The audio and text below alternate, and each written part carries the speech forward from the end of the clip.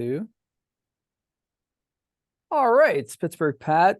I'm back here with Andy Hickly, the writer of an adaptation of Sleeping Beauty and going to be the director. And are you the producer as well, or like how's I'm that not work? the producer, no, Oh, just the okay, record okay, director. Yeah. okay. Oh, just Mhm. the director. Yeah.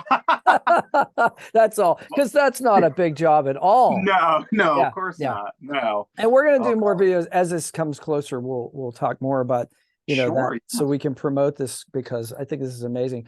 Thank you. You brought up something really interesting about Star Trek versus Star Wars, and I'd like to talk about that. Oh. But before we get to that, I really do want to hit the fact that this man that I'm talking to the audience, smash like for him. This man was on stage last January, I think it was. It was last March. Last March in Il Trovatore, and died on stage in a sword fight. Yeah. How cool is that? Like, I was, want to do that one day. that was I that's like a bucket list item I don't think I realized I had, was performing on the Benetton stage while some of the best opera performers are singing inches from me, and then I get stabbed and die. The Pittsburgh Opera, this is no small thing. This is amazing. This is world class. These people go on tour to Europe, to Australia, to Asia. Like, this is nothing to, this is amazing. Like, yeah, it's and you got killed by like the lead character. I did, the main antagonist. I cannot remember his last name. Lester was his name, his first name. Phenomenal guy, very, very sweet. Because we did a little bit of a sword fight before he kills me, and so I got to partner with him. And he was great. Like, he was like, we worked really well together. He was so considerate, and just like, I loved working with him. Everybody that I've met in like the, I guess you'd call it the industry, is like so nice.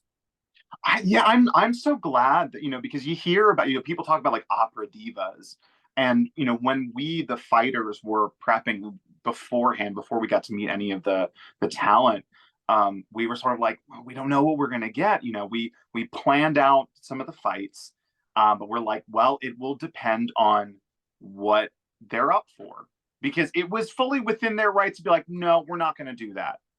There's a great story about Pavarotti. I don't know what show it was, where he had a sword fight, I guess, and he famously was like, okay, I'm going to stand here and then you all do whatever. And the fight crew was like, yep, okay, it's you're Pavarotti. I'm not going to say no to you. Well, so when you're Pavarotti, yeah, you get to do that. Sure.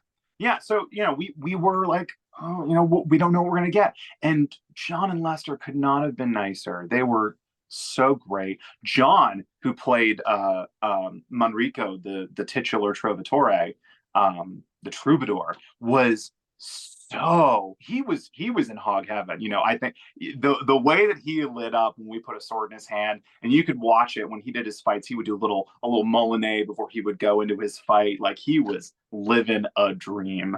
And that was very cool to have gotten to kind of just be tangentially a part of that. So when you told me about that, you just like, we're just talking casually after D&D one time, and you're just like, yeah, blah, blah, blah. I did that, the opera thing. And I'm like, what? How did you get that job? And then you said that your choreography instructor was approached, and then you're like, yeah, we got some people. Yeah, it was a really cool opportunity, because I've been taking classes now. I've been doing stage combat for a couple of years now. I'm trying to think exactly how long. I think since I've been out of school, so it's been about, oh gosh, like 8 or 9 years now that I've been doing combat. I've done, like, dabbled in some stuff like when I was in school. But like working with professional choreographers, it's been about 8 or 9 years. And that's been great. Taking the classes has been, it's been 3 years now, where I've been getting official certifications from the Society of American Fight Directors. Tanya Lynn, our teacher, phenomenal choreographer. And Adam. And Adam Rutledge, of course, he's Tanya's partner. they're a great duo. They really are. They really yeah. are. And that, let's tell the audience why so the reason I know these guys, because you were like, yeah, like come, like take these classes. And it just so happened that like I got in at the beginning of a cycle, and I thought, oh, this is great, because I took fencing when I was in high school and college, and it's not fighting. Let's just state, like, this is not a martial art. There are martial aspects to it, but we're trying not to hit each other. Exactly. We're trying to make it look like we're hitting each other. Yeah, it's a lot closer to dance than actual fighting, because it is so much of it's partnering. It's working with somebody else to create a very cool stage picture.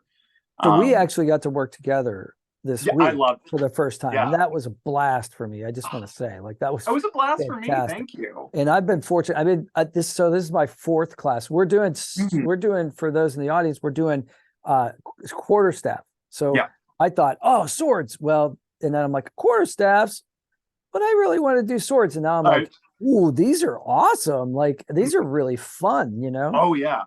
And if I can, welcome to my world, because I've been waiting to do Sword and Shield for 3 years now. So and it's not there every yet. time I'm like, soon. Yeah, and it's very much a logistical reason.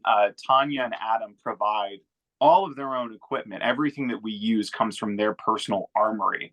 And as it stands right now, the equipment that they would need to teach a full semester of Sword and Shield, they don't have. And it's very expensive. So like I keep like gently pestering Tanya. I'm like, hey Tanya, I'm gonna get my own Sword and Shield, and that's one less you have to worry about, right? So like, I'm up for that. We could do it. I'll do the same thing. Yeah. Hey, I'll send you links about where to get stuff. It's okay. Yeah. I know that you actually own a rapier. I do. It's so, as far as like the technical specs of it go, it's a rapier style hilt with an epee blade. Okay. Yeah. So like in quick lesson for your audience, little stage combat blades, especially for kind of fencing style weapons, they're either epees, which the blade profile looks kind of like a little triangle. And then there's the Schlager blades, which are the flat ones. Sometimes they call them musketeer blades. They have the ones that look a little bit more like rapiers and stuff that you'll see in movies. Like an edged weapon, like an actual knife, like a long knife. Yeah, I mean it's still a dull edge, but like it is more of like it looks like an actual weapon as opposed to an epee blade it's a fencing blade. But yeah, I have two of those, one for me, one for my wife. And then we have 3 broadswords. And actually, wait, yeah, 3 broadswords. We have 4 wooden trainers, and now 2 lightsabers. Oh, well, that's right up my alley. Yeah. Anybody who watches my channel knows that I love me some lightsabers. Yeah. And I have had a really good sale. Yeah, I don't have any Ultra Sabers yet. I was approached by Saber Forms and they gave me one to review, and I love it. And Crimson Dawn, I have nice. a really nice one. Yeah, and I have a Damien Saber that I bought off of. But then I have I think I'm up to like if you count the toy sabers that are just like the plastic ones, then I probably have like 11 sabers. But if you count like the serious ones that like have Soundfonts and you can change the lights and stuff like that, I think I have like 7. So like, yeah, I'm becoming a collector. Yeah, that's great. Yeah. So no, I'm becoming a collector too, just with all sorts of weapons. My wife and I, my wife Kelsey, we kind of met ish through doing stage combat. Tell us about that. Yeah, so she worked the Pittsburgh Renaissance Festival a year before I did. The year that I joined, I got to do the stage show with them, which was a Shakespearean stage combat show, written by our good friend Michael Menendez. And we had a fight in the show, and we got partnered together. We knew each other. We were friends. We were carpooling for the whole fair season. which was also part of, how we got together. But that one of the first rehearsals, and we get weapons in hands, we learn the blocking, and Michael's like, okay, we're gonna run the fight and go. And Kelsey, she swings the sword over her head and lets out this ferocious battle cry. And I was really taken aback because I had been very used to the one who, like, I always felt like I was like the one that was going too intense. Like, I did a stage combat workshop in like middle school or high school, and I was really going for some of the pain reactions of the victim. And one of the people was like, okay, whoa, you can take it down a little bit, guy. And here was someone who was going just as hard as I was used to going. And I mean, that was it. Yeah. There's a whole long and lovely story about, how we eventually started dating. But, like, that's one of the moments I look back on. I'm like, yeah, that was telling. And we that's my girl. That's my girl. Yeah. Oh, my beautiful wife.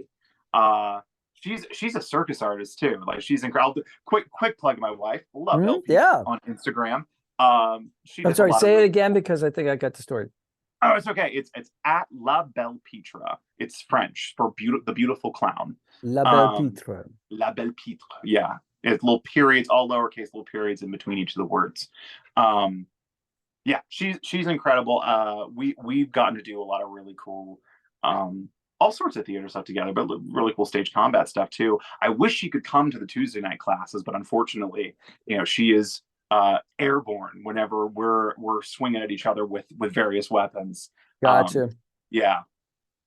So I picked up to like 6 foot lengths of dowel rods for me and my wife to practice with, and to like go outside and make the neighbors look at us and go like, what the heck? Because like the one time about a year ago or a year and a half ago, there was a snowstorm, a really good one that like kind of immobilized the streets. Like, there weren't any cars out, and we took our lightsabers out into the dark, and we had a fight in the snow, which that's on the channel. I'll put the link in the description. Oh yeah, I gotta see and that. I even did like the instead of doing, because YouTube doesn't like music if you use like the John Williams music, like censored. So you can't monetize. So I did the just by like my hand, like and then I edited it like real like TikTok-y. And so it was a lot of fun. And so I love, we do stuff like that all the time. We had a show at the Pittsburgh Renaissance Festival, and we had some stage combat in it. And there was just something very fun about us being in our backyard swinging swords at each other. Yes. And the neighbors were like, what is going on over there? So there's some kids that are pretty young in the backyard. There's 4 of them. One's babe in arms, and the other ones are like anywhere from like maybe 2.5 to like 6, 7 years old. And they play baseball back there sometimes. But like, so I'll go out and swing the lightsaber around. They just like look, they're like, their hands up against the glass, their noses on the windows, like, what's going on out there? And then I just casually go back in the house after I do my like lightsaber routine. I'll do a couple Obi-Anis, and then like, it's a lot of fun, especially in the dark, Oh, yes. Except someday I'll probably get run over by a deer or something. Oh no. Well, we have a bird feeder, and the feeder attracts other wildlife. So, so every once in a while something tramps through the yard. And lately there's been a couple deer, and they're big with like antlers. Like, we had a hawk the other day. There was a hawk like in the tree in my backyard. I was like, big sucker. So I love birds. They're so cool. They are cool. So I was playing a druid actually. If we play this tier 3 that's coming up, I'll be a druid, so I'll be able to change into.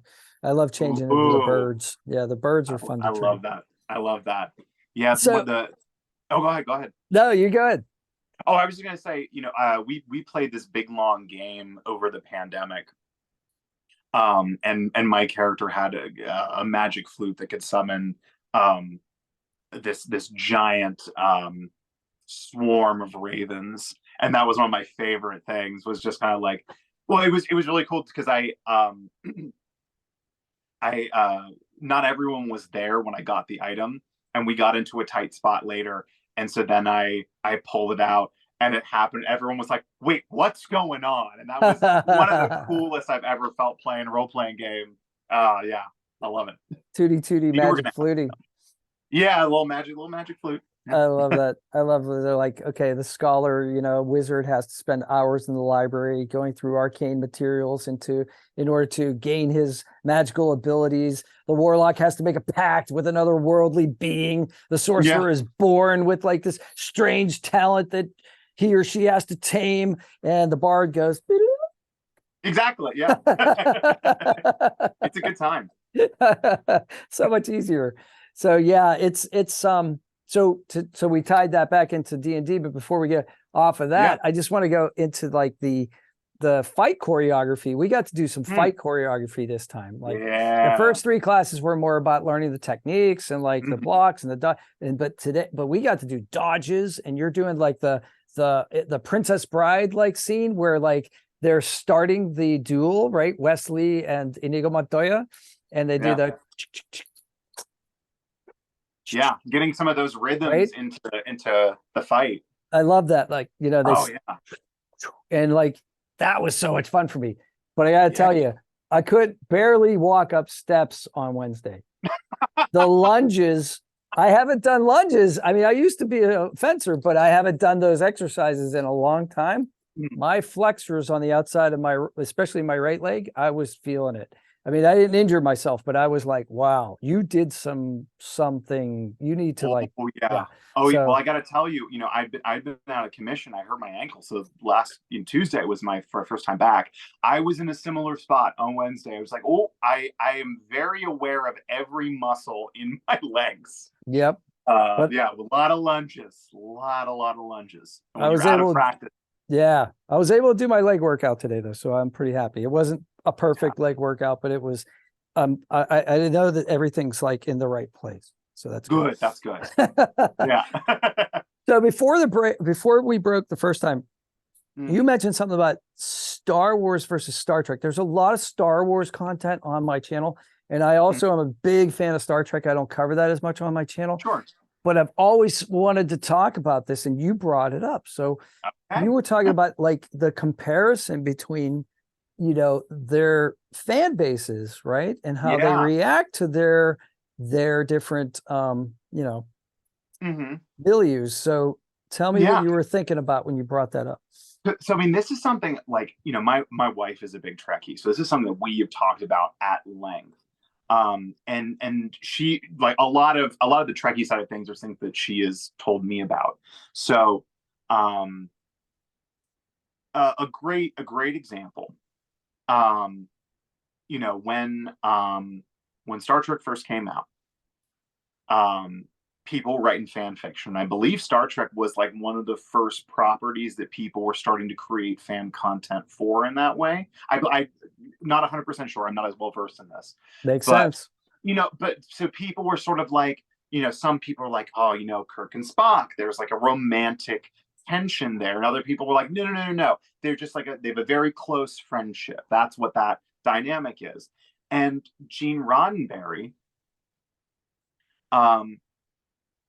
took the middle ground in I think one of the most like clever ways possible, in that he created I think it's the Vulcan word T'Hy'la, and that word for their relationship has several translations. It can mean, I think, brother, lover, husband. It doesn't translate one to one in English. Partner. So in partner, yeah, exactly. So in doing that, he was kind of giving that creative freedom over to the fandom to say, look, I made this, but ultimately I'm giving you the agency to say this relationship is what you want to make it.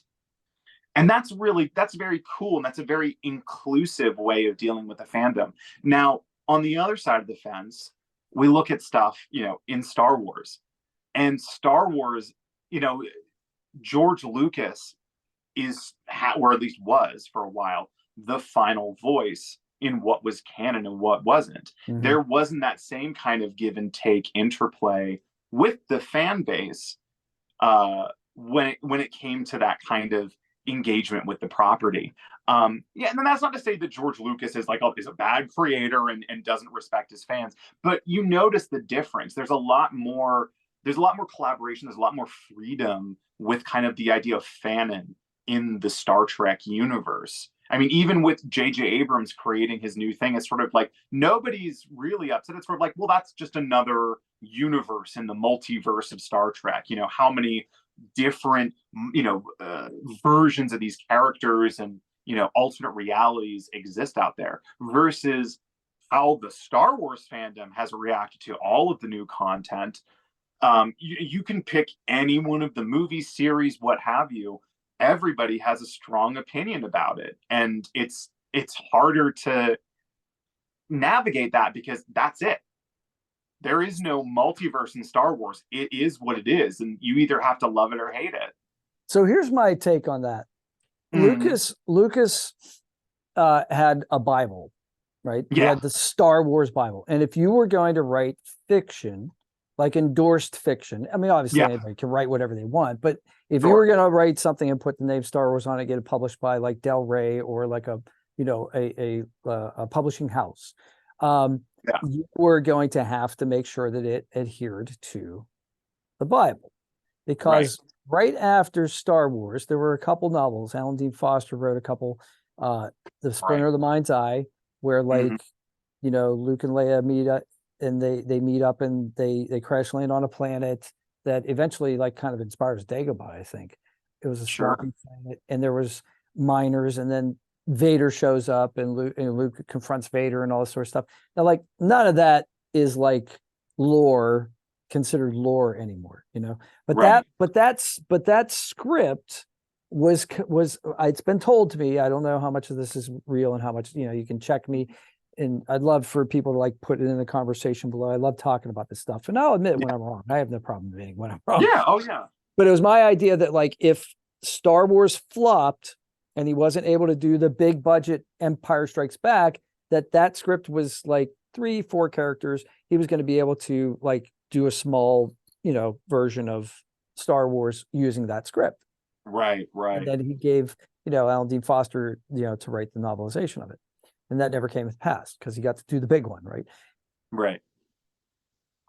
I don't know any of this for a fact, but I can imagine that like one of the reasons that Lucas was able to do that was because he retained certain rights. And so he became possessive of those rights because he had a favorable outcome by doing that. So he held the reins on that very, very tightly. Now, Trek was like a TV show that was like, okay, this is Wagon Train in outer space. That's how like Roddenberry sold it to the studios, because the studios didn't want anything to do with sci-fi. Oh yeah. Oh my God. It was all Westerns. And so he said, well, it's a Western in outer space. And then they were like, okay, we'll give you a shot, Sure. And then it's a 5-year mission. Well, after your season 3, boom, you're canceled.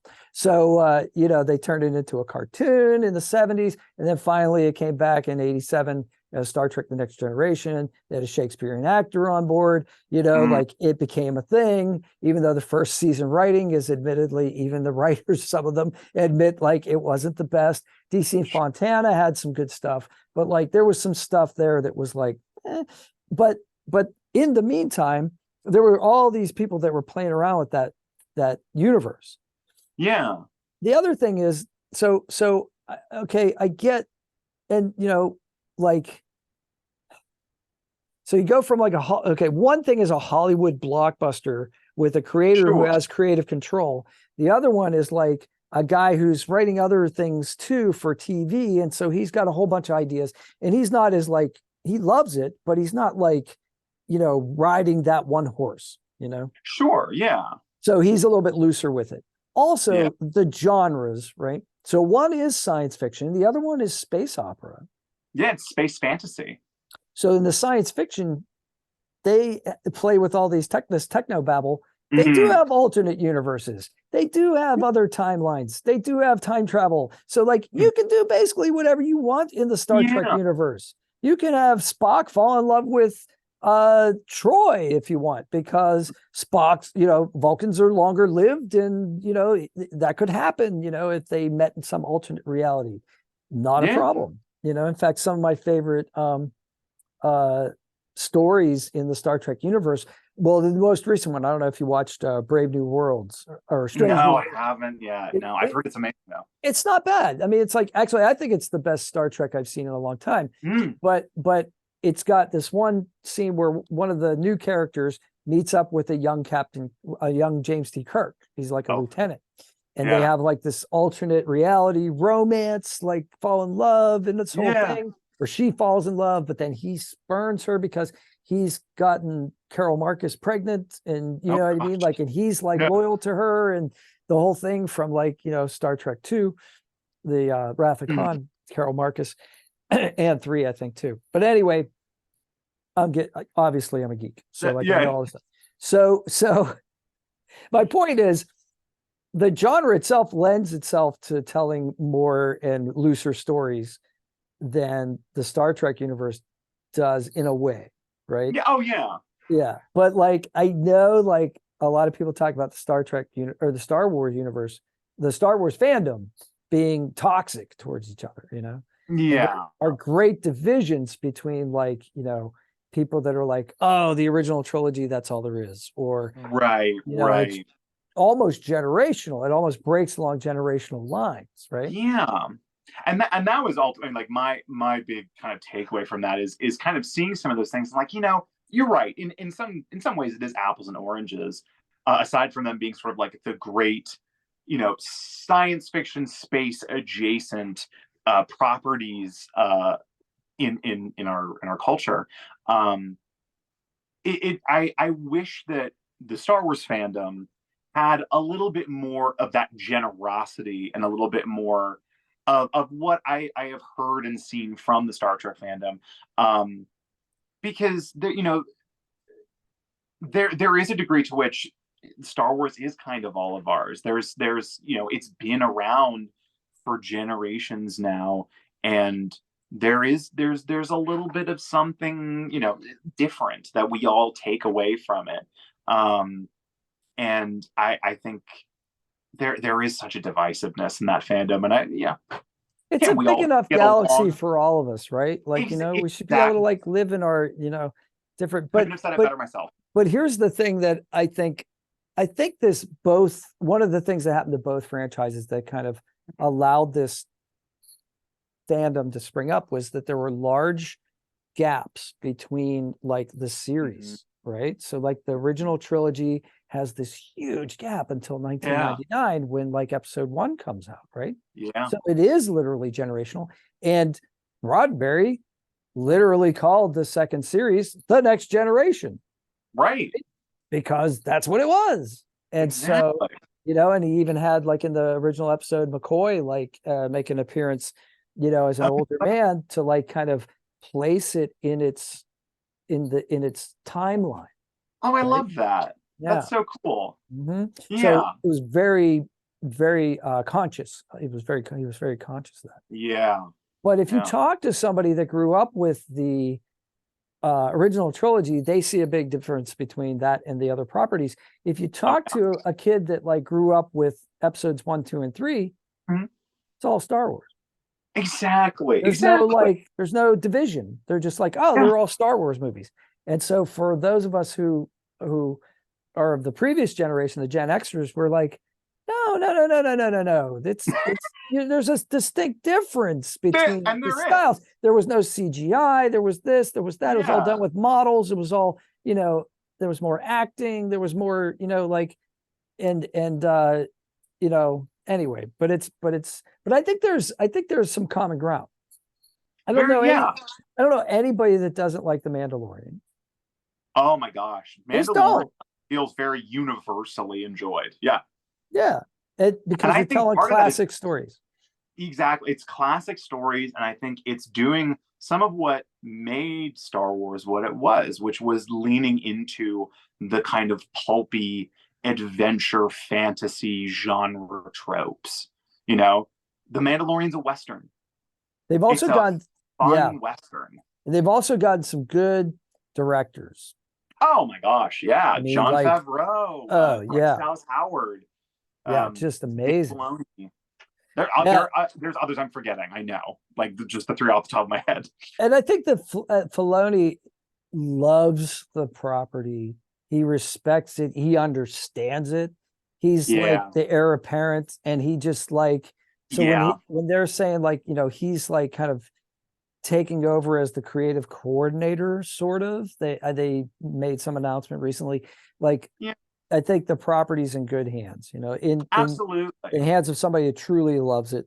And I don't want to talk, talk down about anybody that was involved in the Disney sequels. But I do think that was what it lacked, not just one, like a one person. I mean, regardless of your feelings about any of the three movies, they lacked cohesion. All three of them together are not cohesive. They didn't have one person at the helm. And, to double down on that, they didn't have one person who deeply loved the project at the helm. I think the other thing is what we could have gotten if we had that. Yeah, I think the other thing is, like, we are in this age of technology, which we're blessed and cursed with. So like, because I remember watching all three of those movies, 7, 8, and 9, and coming out of the theater and being like, yeah, I saw a Star Wars movie, like that was fun. Like there was action, there was music, it was delightful, like I had fun. I feel like, I can use the Force again. And like, and I was a kid again for like an hour and a half, 2 hours, or 2.5 hours for one. But some of them were pretty long. So and even like episode 9, which is universally like, trashed, there were like wonderful epic moments in there. That was a great D&D story, like it was an adventure. Sure, was it implausible? Come on, it's like freaking Star Wars. Everything's implausible. Like, are we gonna really do this? And that's the thing. Unfortunately, we can watch this now over and over to the point where we can just pull it apart. And it's you did anything. Nothing is gonna stand up to that kind of scrutiny. No. Nothing. Citizen Kane's not gonna do it. Casablanca might not do it. Although I think that's one of the most perfect scripts. I mean, but Casablanca, what a classic. It's just one-liner after one-liner, right? Yeah. I would love to play Louis. I would love Claude Rains.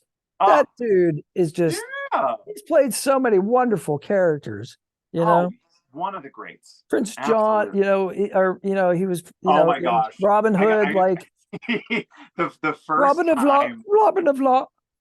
Locksley. That's all I've ever heard since I've got here is Robin of Locksley. Yeah. Like just like these little. I got to watch that movie for the very first time with my college roommate, which was the best possible scenario of watching that movie, because he has such a love for classic films like that. And I just remember the first time that Claude Rains showed up on screen, because we're watching it in color. I looked at him and I said, what animal did they kill and then stuff on his head? Because if you watch it in color, the wig he has is about like 5 shades, too bright and too different from the rest of the hair on his face. I just take that up to the limits of, so it works. Yeah, it was the limits of the production quality. You know what I mean? Like what they could do at the time. But it's a fun movie. It doesn't detract from it. No, it adds the experience. I mean, that's such a fun. And, talking about Star Wars too, one of the inspirations, that kind of swashbuckly, adventure film. Oh, one of the best sword fights, when Basil Rathbone and Errol Flynn at the end, like one of the best, up and down the stairs and throwing candlesticks at each other. And like, oh my gosh, like just wonderful. I aspire to be in that kind of fight, whether on stage or, on screen I mean, that's the dream, right? To have like a Basil Rathbone, Errol Flynn style sword fight. Well, I'm happy to bring that level of intensity to our next rehearsal or next lesson, if you will. Because we were talking about the duelists, right? Because the next one after quarterstaff may be like the kind of like Maul sword. So at there's a scene in The Duelist, which is a movie that we both love by wonderful director Ridley Scott. Yeah. And Harvey Keitel is fighting a duel at the beginning. and it's a very slow, methodical kind of thing. But he has this wonderful affectation where he says "la," you know, "la," which in French is there, you know. Yeah. And so it's a wonderful little thing that he does. And we were doing a little bit of that, like when we were doing the dodges, like "la," you know, like when we were throwing the swings, the swashes, you know. Oh yeah. And Well, and that's important. We talked about that a little bit on Tuesday, but it's important to be making those audibles in stage combat, because a silent fight on stage is one of the most boring and also surreal things that you can watch. Yeah, and I think I've also it adds, before. yeah, and it's weird. it can help with the cues too, I think, as well, you know. Oh, there's so many times where I've been in a fight where it's sort of like, I'll cue that with an audible. Yeah. Or like vice versa. I'll say that, or my partner will say it to me, and it's like, great, okay. So I know when I hear that, it's time to do this. Right. Awesome. Good. Well, then let's do that, because I can do that. I mean, it's hard not to pick up. It's hard not to pick up a stick and just start making lightsaber noises, you know. Oh yeah. I mean, everybody does that. But like, you know, before like the big swing comes, I'll growl or something. You'll be like, sure, yeah, you know, like that kind of thing. Yeah, and then the crescendo can actually indicate like when it's coming too. So like, there's a lot of ways you can do this on stage, which can be incorporated into the acting, you know, the action, the acting, and the choreography all like kind of coalesce. Yeah. Both Tanya and one of my older teachers, Sean Raleigh, were big advocates about storytelling through stage combat. It's not just, we're going to do something really cool for a couple seconds. It's part of the story, and how people fight, the way that the fight goes, all of those factors contribute to the overall narrative of the play. Very cool. Well, Zoom is telling us that we're running out of time again, so maybe this is a good place to stop. Yeah. We could go on and on, I know. Like you and I have a lot of common areas of interest, and I'd love to learn some more from your expertise, because you have some areas of knowledge that I would like to edify in my own repertoire. So well, thank you very much. I really enjoyed getting to chat with you about this. Let's do it again real soon. All right, cool. We'll do that again. And everybody have a good day out there, and we'll see you on the next one.